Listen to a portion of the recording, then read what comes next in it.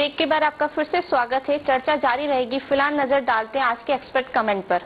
सांगानेर विधानसभा भी इस बार बड़ी चर्चा में है। विशेष रूप से घनश्याम तिवारी जब से भारतीय जनता पार्टी के बागी से हुए हैं, बागी से मैं शब्द इस्तेमाल कर रहा हूं क्योंकि वसुंधरा राजे से घनश्याम तिवारी की कतई नहीं बन रही, तो प्रदेश संगठन से जब बन नहीं रही हो और आप टिकट चाह रहे हो सांगानेर से, हालांकि अच्छी मार्जिन से घनश्याम तिवारी जीते थे, लेकिन टिकट उन्हें यहाँ से मिलेगा या नहीं मिलेगा, और नहीं मिलने पे वो कहाँ से टिकट लेंगे। अगर यहाँ का कोई स्थानीय उम्मीदवार खड़ा हो जाता है घनश्याम तिवारी की जगह भारतीय जनता पार्टी के उसमें, तो घनश्याम तिवारी निश्चित रूप से यहाँ से प्रस्थान करेंगे और अपने फिर से एक बार सीकर की ओर उनका रुख होगा। लेकिन ये सीट निश्चित रूप से भारतीय जनता पार्टी के किसी ब्राह्मण उम्मीदवार के लिए बड़ी मौजूद सीट है। तो जितने भी भारतीय जनता पार्टी के ब्राह्मण उम्मीदवार हैं, चाहे अरुण चतुर्वेदी हो, चाहे कुछ और नाम हो, वो यहाँ से टिकट ले सकते हैं और वो मैदान में आ सकते हैं। दूसरी ओर कांग्रेस ने भी यहाँ से पिछली बार सुरेश मिश्रा को खड़ा किया था, लेकिन वो पराजित हो गए और उन्होंने ऐसी कोई धाक भी नहीं जमाई। पिछले 5 बरस में उन्होंने ऐसा कुछ काम भी नहीं किया जिससे लगे कि वो सांगानेर की सीट पर अपना कोई प्रभाव पैदा कर रहे हैं और उनको टिकट दिया जाए तो विजयी होंगे। ऐसे में 2 नाम हैं जो बहुत चर्चा में हैं। एक है सुशील शर्मा जो प्रदेश कांग्रेस के पदाधिकारी रहे हैं, और दूसरे हैं सलीम कागजी। सलीम कागजी को अल्पसंख्यकों के मत निश्चित रूप से मिल सकते हैं, और अगर उनको दूसरी जमात के वोट और हासिल हो जाए तो निश्चित रूप से सलीम कागजी कांग्रेस का एक बेहतर उम्मीदवार हो सकता है। लेकिन अगर इतिहास देखा जाए और ब्राह्मणों के दबदबे को समझा जाए तो सुशील शर्मा कांग्रेस के कद्दावर नेता यहाँ पर साबित हो सकते हैं। तो घनश्याम तिवारी की अनुपस्थिति में तो सुशील शर्मा का भविष्य यहाँ बड़ा उज्जवल नजर आता है। ऐसे कौन से कार्य हैं, विकास के कार्य जो आपने कराए? देखिए, सांगानेर विधानसभा क्षेत्र में 9.5 साल पूरे हो गए। जब मैंने प्रारंभ किया था तो सांगानेर छोटा सा गांव नजर आता था। आज सांगानेर एक विकसित कस्बा नजर आता है। सांगानेर में सबसे बड़ा काम सबसे पहले हमने किया कि मुहाना का जो टर्मिनल है वो जोधपुर चला गया था पिछले रात में, उसको वापस लाकर सबसे बड़ा कृषि विपणन का केंद्र वहां स्थापित किया। हजारों लोगों को रोजगार मिला, हजारों वहां दुकानें खुली और एक अपना आप में एक अनूठा काम हो गया। उसके बाद में हमने सांगानेर के अंतर्गत कुछ यूनिवर्सिटीज खोली। मेडिकल यूनिवर्सिटी सांगानेर में खोली, होम्योपैथिक यूनिवर्सिटी सांगानेर में, सांगानेर कस्बे का पूरा कायाकल्प कर दिया। सांगानेर में सीवरेज ट्रीटमेंट प्लांट की क्या योजना है? देखिए, सांगानेर में सीवरेज बन गया, कुछ इलाका ऐसा बचा हुआ है जो नया बचा है, जिसको भिन्न भिन्न क्षेत्रों में उसको अधिकृत किया था, उनको एनओसी नहीं प्राप्त होती। कुछ कॉलोनियां हैं गोवर्धन नगर जैसी जिनको राजस्थान हाउसिंग बोर्ड ने एक्वायर किया हुआ है, इसलिए वहां कामों पर प्रतिबंध है। लेकिन हमने अब उनकी एक योजना बनाकर भारत सरकार को भेजी है, जो 67 लाख में उनका सर्वे हो गया है और 464 करोड़ रुपया स्वीकृत हो रहा है, जिसके बाद में मालपुरा रोड और टोक रोड के बीच की सारी बची हुई कॉलोनियां हैं वो भी उससे जुड़ जाएगी। और डेलवास में ट्रीटमेंट प्लांट लगाने के लिए मेरे पिछले कार्यकाल में स्वीकृति हो गई थी और उसका ट्रीटमेंट प्लांट लग रहा है। आपके क्षेत्र के अंदर इंडस्ट्रियल एरिया भी है और कच्ची बस्तियां भी है, तो दोनों में सामंजस्य बिठाना कितना चुनौतीपूर्ण है? देखिए, चुनौतीपूर्ण तो है। एक और औद्योगिक क्षेत्र है, मानसरोवर में औद्योगिक क्षेत्र बना हुआ है, सीतापुरा में औद्योगिक क्षेत्र बना हुआ है, सांगानेर में सारी फैक्ट्रियां हैं, लेकिन कच्ची बस्तियां जो हैं उनको भी हमने सारी सुविधा उपलब्ध कराई है। जितनी कच्ची बस्तियां आज हमारे यहाँ, उन सारी कच्ची बस्तियों को पट्टे मिल गए हैं। उन कच्ची बस्तियों में हमने पानी की व्यवस्था की है, उन कच्ची बस्तियों में लाइट की व्यवस्था की है, लेकिन अभी पानी की पूरी व्यवस्था नहीं हो सकती। तो हमने बिसलपुर की पाइपलाइन से जोड़ने के लिए 2 योजनाएं जिनकी कुल लागत 46 करोड़ है वो स्वीकृत कराई है, और उनके बाद में वो लगने के बाद में सांगानेर की कच्ची बस्तियों में और कृषि भूमि पर बसी हुई कॉलोनियों में भी पेयजल की सुविधा उपलब्ध हो जाएगी। किसी भी क्षेत्र में बिजली बिना हमारा क्षेत्र नहीं है। सड़कें, ये पाइपलाइन डलने के बाद में उनमें सड़कों का निर्माण भी हो जाएगा। क्या आप मानते हैं कि राजनीतिक दल और राजनेता कच्ची बस्तियों का विकास पूरी तरह से इसलिए नहीं होना देना चाहते कि उनको लगता है कि अगर हमने पूरी तरह से इनका विकास कर दिया तो अगली बार हमें वोट कौन देगा? क्या इस बात से आप सहमत हैं? देखिए, कच्ची बस्तियां नियमित होती रहती है और कच्ची बस्तियां आगे बसती रहती है। कच्ची बस्तियों के बारे में अभी एक विकसित से विकसित राष्ट्र में भी, अमेरिका में भी उनका समाधान नहीं हुआ। अगर आप न्यूयॉर्क में भी देखोगे, आप बम्बई के सांता क्रूज एयरपोर्ट पर शिवाजी टर्मिनल पर उतरेंगे तो उतरते समय आपको उसके आसपास कच्ची बस्तियों का जाल दिखाई देगा। जी। तो ये स्वाभाविक रूप से प्रक्रिया है। लोग गांव से आते हैं, मजदूरी करने के लिए आते हैं, जगह नहीं मिलती, छोटी सी जगह लेते हैं, झोपड़ी बनाते हैं, रहते हैं। तो जीवन यापन के लिए उनकी भी समस्या है। तो राज्य सरकारें अभी इतनी सक्षम नहीं हुई हैं, या अपने आप को इतना समर्पित नहीं किया है कि सबको आवास का सपना पूरा कर सकें। तो सबको आवास का सपना जब तक पूरा नहीं होगा, जब तक कच्ची बस्तियों की समस्या का समाधान नहीं। निश्चित रूप से आपने अपने क्षेत्र में काम करवाए हैं, आपको लगता है कि एक नजीर पेश की जा सकती है? हाँ, मैं एक बात कर सकता हूँ कि कार्यकर्ता के आधार पर और कार्यकर्ताओं के माध्यम से और बिना आर्थिक लाभ पहुंचाए यदि काम करने का मॉडल राजनीति में देखना हो तो सांगन्य विधानसभा क्षेत्र को देखा जा सकता है। एक विधायक के लिए क्या 5 साल का समय प्राप्त होता है अपने क्षेत्र का विकास करने के लिए? क्षेत्र अलग अलग है। कुछ क्षेत्रों में तो नाम से काम चल जाता है और कुछ क्षेत्रों में लगातार काम करना पड़ता है। तो जो शहर के बाहरी क्षेत्र हैं उनका बढ़ाव होता है, नई कॉलोनियां बनती हैं, नए लोग आकर बसते हैं, तो उनके लिए न 5 साल की सीमा तय की जा सकती, न 10 साल की जा सकती। लेकिन कोई सिविलाइन जैसा इलाका है, जो कोई ऐसे इलाके हैं, मालवीय नगर जैसा इलाका, ऐसे इलाकों में 5 साल में 2 साल में काम किए जा सकते हैं। उनमें भी नई बस्तियों में काम करना, फिर नई समस्याएं पैदा हो जाती हैं। तो जैसे पहले कभी नहीं सोचा शहर के लोगों ने कि उनके ट्रैफिक की समस्या पैदा हो जाएगी, आज वो समस्या पैदा हो गई। इसलिए समस्याएं भी लगातार आती है, समाधान भी लगातार है, ये एक प्रक्रिया है।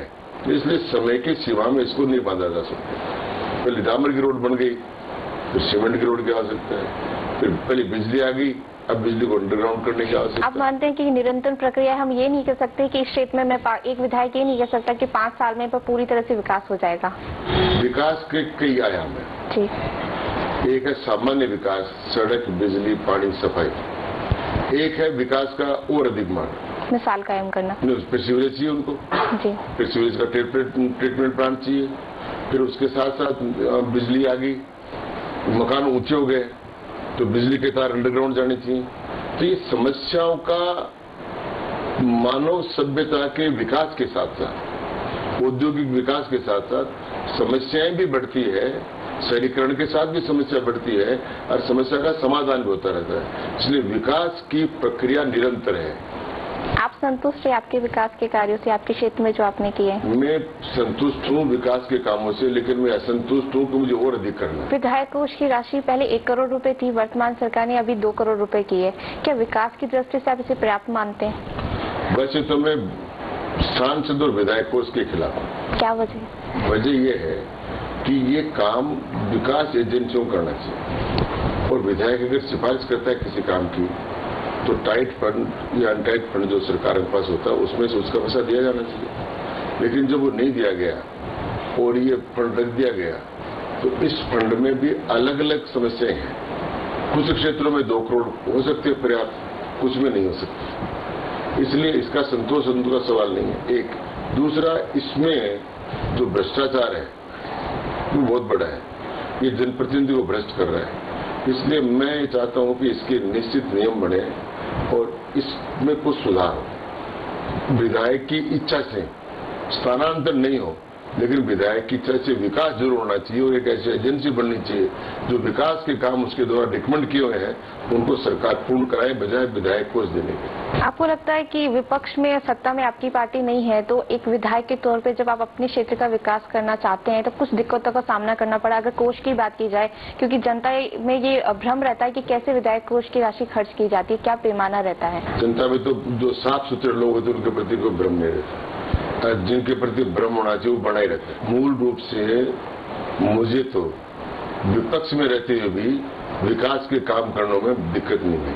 आज ही नहीं, 1980 में जब मैं पहले एमएलए बना था उस समय भी विपक्ष में था, तो उस समय भी मुझे कोई दिक्कत नहीं आई। ये आपकी विधानसभा की सक्रियता पर, आपकी समस्या उठाने पर और आपका प्रशासनिक और विकास के अधिकारियों से संपर्क पर, और आप किस बात को किस प्रकार प्रेजेंट कर सकते हो और प्रशासन में आपका क्या प्रभाव है, वो समस्या के समाधान का कारक बनता है। इसलिए पक्ष प्रतिपक्ष का विकास के काम में मेरे तो असर नहीं पड़ा, लेकिन मैं चाहूंगा कि असर नहीं पड़ना चाहिए। आप मानते हैं कि बाकी लोगों को दिक्कत आती है? मैं मानता हूँ, जैसे मैंने शिक्षा स्कूलें खोली तो मैंने नियम कर दिया था जी। कि सब पंचायत हेडक्वार्टर पर सेकेंडरी स्कूल होंगे, तो प्रतिपक्ष के विधायकों को कोई समस्या नहीं है।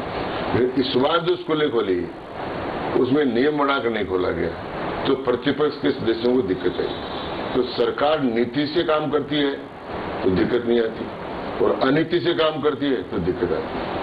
सोशल मीडिया को सभी राजनेता और राजनीतिक दल तरजीह दे रहे हैं। आपने एक कदम आगे बढ़ते हुए 8 जून 2013 को अपने फेसबुक फ्रेंड्स दोस्तों के साथ मुलाकात करी। कैसा रहा आपका अनुभव?